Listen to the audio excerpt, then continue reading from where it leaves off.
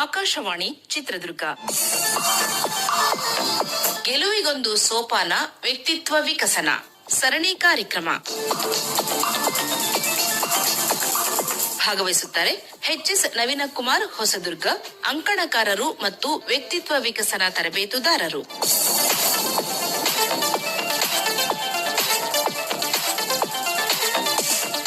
ಇಂದಿನ ವಿಷಯ ಹರಿದಾಸ ಸಾಹಿತ್ಯ ಮತ್ತು ವಚನ ಸಾಹಿತ್ಯದಲ್ಲಿ ವ್ಯಕ್ತಿತ್ವ ವಿಕಸನದ ಹೊಳಹುಗಳು.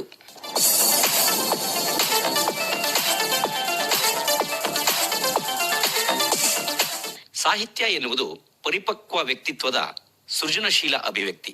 ವಿಕಾಸದ ಹಾದಿಯಲ್ಲಿ ಮನುಷ್ಯ ಭಾಷೆಗಳನ್ನು ಕಲಿತ, ಅದರ ಮೂಲಕ ಸಂವಹನ ಮಾಡುವುದನ್ನು ಕಲಿತ.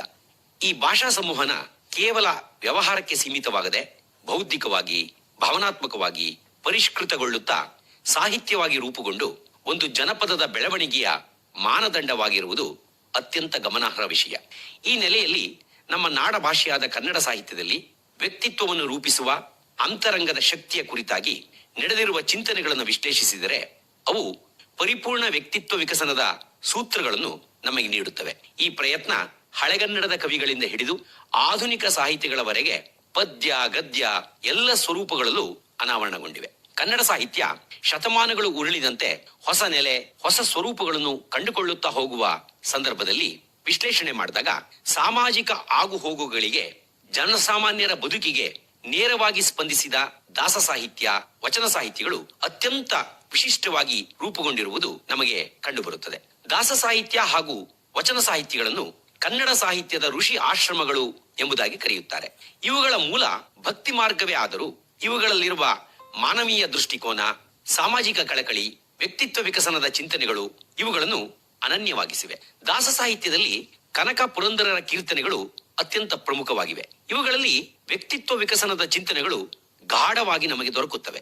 ಸಮಾಜದ ಕುಂದು ಕೊರತೆಗಳನ್ನು, ಹುಳುಕುಗಳನ್ನು ಎತ್ತಿ ತೋರಿಸುವಾಗ ಪುರಂದರದಾಸರು ಪರಿಪೂರ್ಣ ವ್ಯಕ್ತಿತ್ವ ಹೇಗಿರಬೇಕು ಎಂಬುದರ ಸುಂದರ ಚಿತ್ರಣವನ್ನು ಸಹ ನಮಗೆ ನೀಡುತ್ತಾರೆ. ಆಚಾರವಿಲ್ಲದ ನಾಲಿಗೆ, ನಿನ್ನ ನೀಚ ಬುದ್ಧಿಯ ಬಿಡು ನಾಲಿಗೆ, ವಿಚಾರವಿಲ್ಲದೆ ಪರರ ದೂಷಿಸುವುದಕ್ಕೆ ಚಾಚಿಕೊಂಡಿರುವಂತಹ ನಾಲಿಗೆ. ಪ್ರಖ್ಯಾತ ಕೀರ್ತನೆಯಲ್ಲಿ ನಮ್ಮ ಸಂವಹನ ಹೇಗಿರಬೇಕು ಎಂಬುದನ್ನು ಬಹಳ ನೇರವಾಗಿ ವಿವರಿಸುತ್ತಾರೆ. ಇನ್ನೊಬ್ಬರನ್ನು ದೂಷಿಸುವುದಕ್ಕಾಗಿ ನಮ್ಮ ನಾಲಿಗೆಯನ್ನು ಹರಿಯ ಬಿಡುವುದರ ಬದಲು ಒಳ್ಳೆಯ ವಿಚಾರ ಚಿಂತನೆಗೆ ಬಳಸುವುದು ಅತ್ಯಂತ ಸೂಕ್ತ ಎಂಬ ವ್ಯಕ್ತಿತ್ವ ವಿಕಸನದ ಬಹುಮುಖ್ಯ ಅಗತ್ಯವಾದ ಸಂವಹನ ಅಥವಾ ಕಮ್ಯುನಿಕೇಶನ್ ಹೇಗಿರಬೇಕು ಎಂಬ ಚಿಂತನೆಯನ್ನು ಮಾಡುತ್ತದೆ. ಇನ್ನೊಂದು ಸುಪ್ರಸಿದ್ಧ ಕೀರ್ತನೆಯಾದ ರಾಗಿ ತಂದೀರಾ ಭಿಕ್ಷಕ್ಕೆ ರಾಗಿ ತಂದೀರಾ ಪರಿಪೂರ್ಣ ವ್ಯಕ್ತಿತ್ವ ಹೇಗಿರಬೇಕು ಎಂಬುದರ ಸಮಗ್ರ ಚಿತ್ರಣವನ್ನ ನಮಗೆ ನೀಡುತ್ತದೆ. ಯೋಗ್ಯರಾಗಿ, ಭೋಗ್ಯರಾಗಿ, ಭಾಗ್ಯವಂತರಾಗಿ ನೀವು ರಾಗಿ ತಂದೀರಾ, ಭಿಕ್ಷಕ್ಕೆ ರಾಗಿ ತಂದೀರಾ ಎಂದು ದೈಹಿಕ ಆರೋಗ್ಯಕ್ಕೆ ಬಹಳ ಸೂಕ್ತವಾದ ರಾಗಿಯನ್ನು ಬಣ್ಣಿಸುತ್ತಲೇ ಮಾನಸಿಕ ಆರೋಗ್ಯಕ್ಕೆ ಬೇಕಾಗುವ ಅಗತ್ಯಗಳ ಪಟ್ಟಿಯನ್ನೇ ಪುರಂದರದಾಸರು ನಮಗೆ ಇಲ್ಲಿ ನೀಡುತ್ತಾರೆ. ಅನ್ನದಾನವ ಮಾಡುವರಾಗಿ, ಅನ್ನ ಛತ್ರವನ್ನಿಟ್ಟವರಾಗಿ, ಅನ್ಯವಾರ್ತೆಯ ಬಿಟ್ಟವರಾಗಿ ಎಂಬ ಸಾಲುಗಳಲ್ಲಿ ಹಂಚಿಕೊಂಡು ಬೆಳೆಯುವ ಗುಣ, ಬೇರೆಯವರನ್ನು ಆಡಿಕೊಳ್ಳದೇ ಇರುವ ಗುಣ ಮುಂತಾದ ಉತ್ತಮ ವ್ಯಕ್ತಿತ್ವಕ್ಕೆ ಬೇಕಾದ ಅಗತ್ಯಗಳ ಕುರಿತು ಬಹಳ ಸೂಕ್ತವಾದ ಮಾರ್ಗದರ್ಶನವಿದೆ. ಮಾತಾಪಿತರನ್ನು ಸೇವಿಪರಾಗಿ, ಪಾಪ ಕರ್ಮವ ಬಿಟ್ಟವರಾಗಿ, ರೀತಿಯ ಬಾಳನು ಬಾಳುವರಾಗಿ, ನೀತಿ ಮಾರ್ಗದಲ್ಲಿ ಖ್ಯಾತರಾಗಿ ಎಂಬ ಸಾಲುಗಳಲ್ಲಿ ಪರಿಪೂರ್ಣ ವ್ಯಕ್ತಿತ್ವದ ಅಭಿವ್ಯಕ್ತಿಗಳಾದ ಹಿರಿಯರಲ್ಲಿ ಗೌರವ, ಸದಾ ಒಳ್ಳೆಯ ಕೆಲಸ ಮಾಡುವುದು, ಸರಿಯಾದ ನಡವಳಿಕೆ, ನೀತಿ ಹಾಗೂ ಮೌಲ್ಯಗಳಿಂದಲೇ ನಾವು ಪ್ರಸಿದ್ಧರಾಗಬೇಕು ಎನ್ನುವ ವ್ಯಕ್ತಿತ್ವ ವಿಕಸನದ ಅಪರೂಪದ ಚಿಂತನೆಗಳಿವೆ. ಅದೇ ರೀತಿ ಕನಕದಾಸರ ಕೀರ್ತನೆಗಳು ಅವರು ಬದುಕಿದ ರೀತಿಯಿಂದಲೇ ರೂಪುಗೊಂಡಿರುವುದರಿಂದ ವ್ಯಕ್ತಿತ್ವ ವಿಕಸನದ ಚಿಂತನೆಗಳು ಇವುಗಳಲ್ಲಿ ಹೇರಳವಾಗಿ ದೊರೆಯುತ್ತದೆ. ಯುದ್ಧವೊಂದರಲ್ಲಿ ತೀವ್ರವಾಗಿ ಸೋತು ಎಲ್ಲವನ್ನೂ ಕಳೆದುಕೊಂಡ ಶ್ರೀಮಂತ ಯೋಧ ತಿಮ್ಮಪ್ಪ ನಾಯಕ ಕನಕದಾಸನಾಗಿ ಹೊರಹೊಮ್ಮಿದ ಕತೆ ಬಾಹ್ಯ ಸಂಪತ್ತಿಗಿಂತ ಅಂತರಂಗದ ಸಂಪತ್ತಿನ ಕ್ರೋಢೀಕರಣವೇ ಅತಿ ಮುಖ್ಯ ಎಂಬುದನ್ನು ನಮಗೆ ಮನನ ಮಾಡಿಕೊಡುತ್ತದೆ. ಕನಕದಾಸರ ಅಂತರಂಗದ ಕನಕ ಜಾಗೃತಗೊಂಡು ನಾಡಿಗೆ ಮಾರ್ಗದರ್ಶನದ ಬೆಳಕಾಗಿದ್ದು ಬಹುದೊಡ್ಡ ವಿಶೇಷ. ಕನಕದಾಸರ ಕುರಿತಾಗಿರುವ ಕಥೆಗಳು ಸಹ ವ್ಯಕ್ತಿತ್ವ ವಿಕಸನದ ಮಾರ್ಗದರ್ಶಿ ದೀಪಿಕೆಗಳಂತಿವೆ. ಒಮ್ಮೆ ಕನಕದಾಸರ ಗುರುಗಳಾದ ವ್ಯಾಸತೀರ್ಥರು ವೇದಾಂತಿಗಳ ಸಭೆಯಲ್ಲಿ ಸ್ವರ್ಗಕ್ಕೆ ಯಾರು ಹೋಗಬಹುದು ಎಂದು ಪ್ರಶ್ನಿಸಿದಾಗ ಕನಕದಾಸರು ನಾನು ಹೋದರೆ ಹೋದೇನು ಎಂದು ಉತ್ತರಿಸುತ್ತಾರೆ. ಇದನ್ನು ಕೇಳಿ ಅವಾಕ್ಕಾದ ಪಂಡಿತರು ಕನಕದಾಸರು ಉದ್ದಟತನದಿಂದ ಉತ್ತರಿಸುತ್ತಿದ್ದಾರೆ ಎಂಬುದಾಗಿ ಆರೋಪಿಸುತ್ತಾರೆ. ವ್ಯಾಸತೀರ್ಥರು ವಿವರಣೆ ಕೇಳಿದಾಗ ಕನಕದಾಸರು ನಾನು ಎಂಬ ಅಹಂಕಾರದ ಭಾವ ನಮ್ಮಿಂದ ದೂರಾದಾಗ ಮಾತ್ರ ನಮಗೆ ಮುಕ್ತಿ ಎಂದು ನುಡಿಯುತ್ತಾರೆ. ನಾನು ಎಂಬುದು ಅಹಂಕಾರದ ಮೂಲವಾಗದೆ ಅರಿವಿನ ಕೇಂದ್ರವಾಗಬೇಕು ಎನ್ನುವ ವ್ಯಕ್ತಿತ್ವ ವಿಕಸನದ ಬಹುದೊಡ್ಡ ಚಿಂತನೆ ಈ ಕಥೆಯಲ್ಲಿದೆ. ಅದೇ ರೀತಿ ಕನಕದಾಸರ ಬಹಳ ಪ್ರಸಿದ್ಧವಾದ ತಲ್ಲಣಿಸದಿರು ಕಂಡ್ಯ ತಾಳು ಮನವೇ ಎಂಬ ಕೀರ್ತನೆಯಲ್ಲಿ ವ್ಯಕ್ತಿತ್ವ ವಿಕಸನದ ಮೂಲ ಮಂತ್ರವಾದ ತಾಳ್ಮೆ ಎಂಬುದು ಬದುಕಿನ ಬಹುದೊಡ್ಡ ಆದರ್ಶ ಎಂಬುದರ ಚಿತ್ರಣವಿದೆ. ತಾಳುವಿಕೆಗಿಂತ ಅನ್ಯ ತಪವಿಲ್ಲ ಎಂಬುದನ್ನು ಕನಕದಾಸರು ಇಲ್ಲಿ ಬಹಳ ಚೆನ್ನಾಗಿ ದೃಢೀಕರಿಸುತ್ತಾರೆ. ಹಾಗೆಯೇ ಅವರ ಇನ್ನೊಂದು ಜನಪ್ರಿಯ ರಚನೆಯಾದ ಏಸು ಕಾಯಂಗಳ ಕಳೆದು ಎಂಬ ಕೀರ್ತನೆಯಲ್ಲಿ ಅರಿವು ಎಂಬ ಬೆಳಕನ್ನು ನಮ್ಮೊಳಗೆ ಬಿಟ್ಟುಕೊಂಡರೆ ಅದೇ ಬ್ರಹ್ಮದರ್ಶನ, ಅದರ ಮೂಲಕವೇ ಆತ್ಮಾನಂದ ಹೊಂದಿ ಸದಾ ಸಂತೋಷವಾಗಿರಲು ಸಾಧ್ಯ ಎನ್ನುವ ದರ್ಶನಾನುಭೂತಿ ಇದೆ. ಹೀಗೆ ಬಹಳ ವಿಸ್ತೃತವಾದ ದಾಸ ಸಾಹಿತ್ಯದಲ್ಲಿ ಇರುವ ಅಗಾಧ ವ್ಯಕ್ತಿತ್ವ ವಿಕಸನ ಚಿಂತನೆಗಳಲ್ಲಿ ಇವು ಕೆಲವು ಮಾತ್ರ. ಅದೇ ರೀತಿ ಕನ್ನಡದ ಅತ್ಯಂತ ಅಪರೂಪದ ತ್ರಿಪದಿಕಾರನಾದ ಸರ್ವಜ್ಞ ಬಹಳ ವಿಶೇಷವಾದ ವ್ಯಕ್ತಿತ್ವ ವಿಕಸನದ ಸೂತ್ರಗಳನ್ನು ತನ್ನ ಕೇವಲ 3 ಸಾಲಿನ ವಚನಗಳಲ್ಲಿ ಬಹಳ ಪರಿಣಾಮಕಾರಿಯಾಗಿ ನಮಗೆ ಕಟ್ಟಿಕೊಟ್ಟಿದ್ದಾನೆ.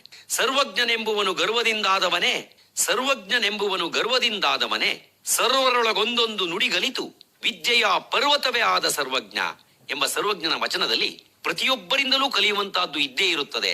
ಜ್ಞಾನವೆಂಬುದು ನಾನು ಎಂಬ ಅಹಂಕಾರದಿಂದ ಲಭಿಸುವುದಿಲ್ಲ, ಎಲ್ಲರಿಂದಲೂ ಕಲಿತಾಗ ಮೂಡುವುದೇ ನಿಜವಾದ ಜ್ಞಾನ ಎನ್ನುವ ಸರಳವಾದ ವ್ಯಕ್ತಿತ್ವ ವಿಕಸನದ ಚಿಂತನೆ ಇದೆ. ಹಾಗೆಯೇ ಮನುಷ್ಯನ ವ್ಯಕ್ತಿತ್ವವನ್ನು ಕುಬ್ಜಗೊಳಿಸುವ ಮಾರಕ ವೈರಸ್ ಆದ ಕೋಪದ ಕುರಿತು ಸರ್ವಜ್ಞ ಮಾಡಿರುವ ಚಿಂತನೆ ಬಹಳ ವಿಶೇಷವಾಗಿದೆ. ಕೋಪವೆಂಬುದು ಕೇಳು ಪಾಪದ ನೆಲೆಗಟ್ಟು, ಕೋಪಿ ತಾನು ಗೋಣು ಹರಿದಂತೆ ನರಕಕ್ಕೆ ತಾನಿಳಿವ ಸರ್ವಜ್ಞ. ಕೋಪ ಎಂಬುದು ನಮ್ಮ ಬದುಕನ್ನೇ ನರಕವಾಗಿಸುತ್ತದೆ. ಇದರ ನಿಯಂತ್ರಣ ಮಾನಸಿಕ ಸಮತೋಲನದ ಮೂಲಭೂತ ಅಗತ್ಯ ಎಂಬುದನ್ನು ಸರ್ವಜ್ಞ ತನ್ನ ಈ ಸರಳ ಸಾಲುಗಳಲ್ಲಿ ನಮಗೆ ಅರ್ಥ ಮಾಡಿಸಿದ್ದಾನೆ. 12ನೇ ಶತಮಾನದಲ್ಲಿ ಬಹುದೊಡ್ಡ ಸಾಮಾಜಿಕ ಕ್ರಾಂತಿಗೆ ನಮ್ಮ ನಾಡು ಸಾಕ್ಷಿಯಾಯಿತು. ಸಮಾಜದಲ್ಲಿದ್ದ ಮೇಲು ಕೀಳು, ಸ್ತ್ರೀ ಪುರುಷ ಮುಂತಾದ ವರ್ಗ ತಾರಮ್ಯಗಳ ವಿರುದ್ಧ ಬಸವಣ್ಣನವರು ಕ್ರಾಂತಿ ಕಹಳೆಯನ್ನು ಊದಿದರು. ಹಾಗೆಯೇ ಸಮಾನತೆಯ ಹರಿಕಾರರಾದರು. ತಮ್ಮ ವಚನಗಳ ಮೂಲಕ ಅಪರೂಪವಾದ ವ್ಯಕ್ತಿತ್ವ ವಿಕಸನದ ಚಿಂತನೆಗಳನ್ನು ಮಾಡಿದ ಬಸವಣ್ಣ, ಅಕ್ಕಮಹಾದೇವಿ, ಅಲ್ಲಮಪ್ರಭು ಮುಂತಾದ ವಚನಕಾರರು ಮಾನವನಾಗಿ ಸಾರ್ಥಕತೆ ಪಡೆಯಲು ನಮ್ಮ ಬದುಕು ಹೇಗಿರಬೇಕು ಎಂಬುದನ್ನು ಬಹಳ ಸುಂದರವಾಗಿ ಚಿಂತಿಸಿದ್ದಾರೆ. ಬಸವಣ್ಣನವರು ನಮ್ಮೊಳಗಿನ ಬೆಳಕಾದ ಅರಿವನ್ನು ಗುರುತಿಸಿಕೊಳ್ಳಲು ನಿರಂತರವಾದ ಪ್ರಯತ್ನ ಮಾಡಬೇಕು ಎಂಬುದಾಗಿ ಹೇಳಿ ಅರಿವೇ ಗುರು ಎಂದು ನುಡಿದರು. ನಮ್ಮೊಳಗಿನ ಅದಮ್ಯ ಶಕ್ತಿಯಾದ ವ್ಯಕ್ತಿತ್ವವನ್ನು ಕಂಡುಕೊಂಡು ಅದನ್ನೇ ಬಹಳ ಬೆಳಕಾಗಿಸಿಕೊಳ್ಳಲು ಅವರು ನೀಡಿದ ಕರೆ ಇದಾಗಿತ್ತು. ಯಾವಾಗ ನಮ್ಮ ಅಂತರಂಗದ ಜ್ಯೋತಿಯನ್ನು ನಾವು ಪ್ರಕಾಶಿಸಿಕೊಳ್ಳುತ್ತೇವೆಯೋ ಆಗ ಮಾತ್ರ ನಮ್ಮ ಜೀವನ ಸಾರಯುಕ್ತವಾಗುತ್ತದೆ ಎಂದು ಹೇಳುವ ಬಸವಣ್ಣನವರ ಬಹುತೇಕ ವಚನಗಳಲ್ಲಿ ಧನಾತ್ಮಕ ಗುಣಗಳು ಯಾವುವು, ಋಣಾತ್ಮಕ ಗುಣಗಳು ಯಾವುವು ಎಂಬುದರ ಅತ್ಯಂತ ಸ್ಪಷ್ಟ ಚಿಂತನೆಗಳಿವೆ. ನುಡಿದರೆ ಮುತ್ತಿನ ಹಾರದಂತಿರಬೇಕು, ನುಡಿದರೆ ಮಾಣಿಕ್ಯದ ದೀಪ್ತಿಯಂತಿರಬೇಕು, ನುಡಿದರೆ ಸ್ಫಟಿಕದ ಶಲಾಕಿಯಂತಿರಬೇಕು, ನುಡಿದರೆ ಲಿಂಗ ಮೆಚ್ಚಿ ಅಹುದು ಅಹುದು ಎನ್ನುವಂತಿರಬೇಕು, ನುಡಿಯೊಳಗಾಗಿ ನಡೆಯದಿದ್ದರೆ ಕೂಡಲ ಸಂಗಮ ದೇವನೆಂತೊಲಿವನಯ್ಯ ಎಂಬ ಅವರ ಸುಪ್ರಸಿದ್ಧ ವಚನ ಆಂತರಿಕ ವ್ಯಕ್ತಿತ್ವದ ಬಾಹ್ಯ ಸ್ವರೂಪವಾದ ಮಾತು ಹೇಗಿರಬೇಕು ಎಂಬುದರ ಅದ್ಭುತ ಚಿತ್ರಣವನ್ನು ನೀಡುತ್ತದೆ. ಮಾತಿನಲ್ಲಿ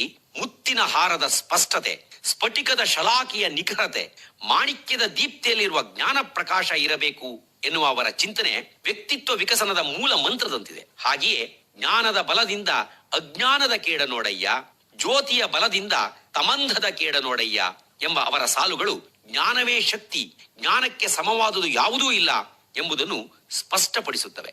ಅವರ ಇನ್ನೊಂದು ಪ್ರಮುಖ ವಚನವಾದ ಕಳಬೇಡ ಕೊಲಬೇಡ, ಹುಸಿಯ ನುಡಿಯಲು ಬೇಡ, ತನ್ನ ಬಣ್ಣಿಸಬೇಡ, ಇದಿರ ಹಳಿಯಲು ಬೇಡ, ಅನ್ಯರಿಗೆ ಅಸಹ್ಯ ಪಡಬೇಡ, ಇದೇ ಅಂತರಂಗ ಶುದ್ಧಿ, ಇದೇ ಬಹಿರಂಗ ಶುದ್ಧಿ, ಇದೇ ನಮ್ಮ ಕೂಡಲ ಸಂಗಮ ದೇವನ ಒಲಿಸುವ ಪರಿ ಎನ್ನುವ ವಚನ ನಮ್ಮ ವ್ಯಕ್ತಿತ್ವ ಹೇಗಿರಬೇಕು ಎಂಬುದರ ಸಮಗ್ರ ಚಿತ್ರಣವನ್ನು ನಮಗೆ ನೀಡುತ್ತದೆ. ಹೀಗಾಗಿ ಬಸವಣ್ಣನವರ ವಚನಗಳು ನಿಜಕ್ಕೂ ವ್ಯಕ್ತಿತ್ವ ವಿಕಸನದ ಜ್ಞಾನ ದೀವಿಗೆಗಳು. ಅದೇ ರೀತಿ ಅಕ್ಕಮಹಾದೇವಿಯವರ ಅಪರಿಮಿತವಾದ ಕತ್ತಲಿನೆಡೆಗೆ ಪರಿಮಿತವಾದ ಬೆಳಕ ನಿಕ್ಕಿದೊಡೆ ಕತ್ತಲುವುದೇ ಬೆಳಕುವುದೇ ಎಂಬ ವಚನ ಧನಾತ್ಮಕ ಚಿಂತನೆಗೆ ಹಿಡಿದ ಕನ್ನಡಿ. ಅಗಾಧವಾದ ಕತ್ತಲೆಯನ್ನು ಕಳೆಯುವ ಶಕ್ತಿ ಒಂದು ಸಣ್ಣ ಬೆಳಕಿನ ಕಿಡಿಗೆ ಇದೆ.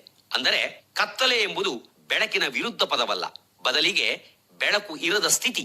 ಹಾಗೆಯೇ ಸಮಸ್ಯೆ ಎಂಬುದು ಆಲೋಚನೆಗಳ ಕೊರತೆಯಿಂದ ಉದ್ಭವಿಸುವ ಸ್ಥಿತಿ ಎನ್ನುವ ಸಕಾರಾತ್ಮಕ ಚಿಂತನೆಯನ್ನು ನಾವು ಈ ವಚನದಲ್ಲಿ ಕಾಣಬಹುದಾಗಿದೆ.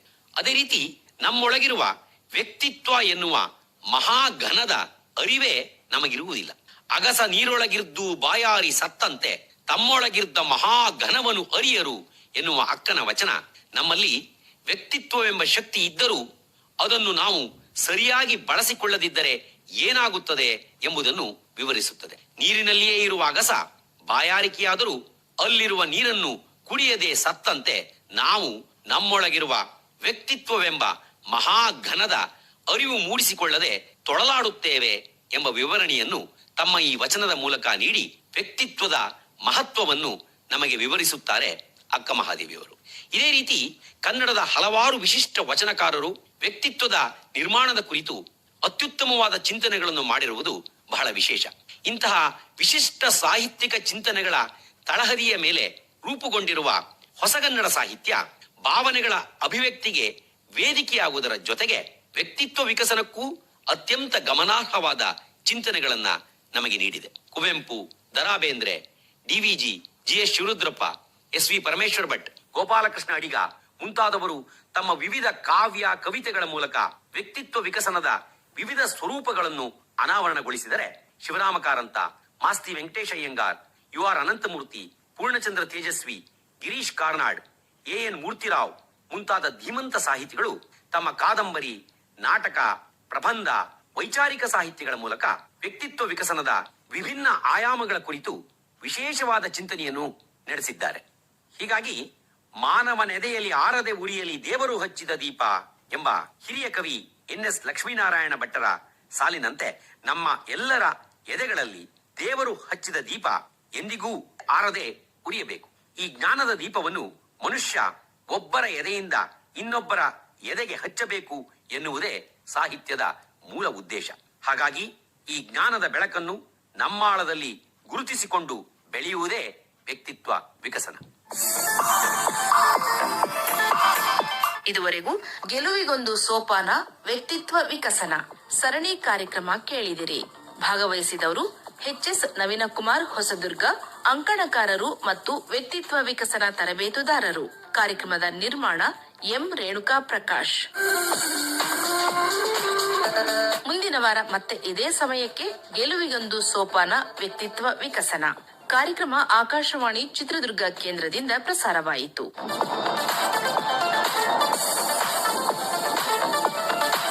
ಪ್ರಿಯ ಕೇಳುಗರೆ ಗಮನಿಸಿ, ಕಾರ್ಯಕ್ರಮದ ಮರುಪ್ರಸಾರ ಬರುವ ಸೋಮವಾರ ಯುವ ತರಂಗದಲ್ಲಿ ಸಂಜೆ 5:30 ನಿಮಿಷಕ್ಕೆ.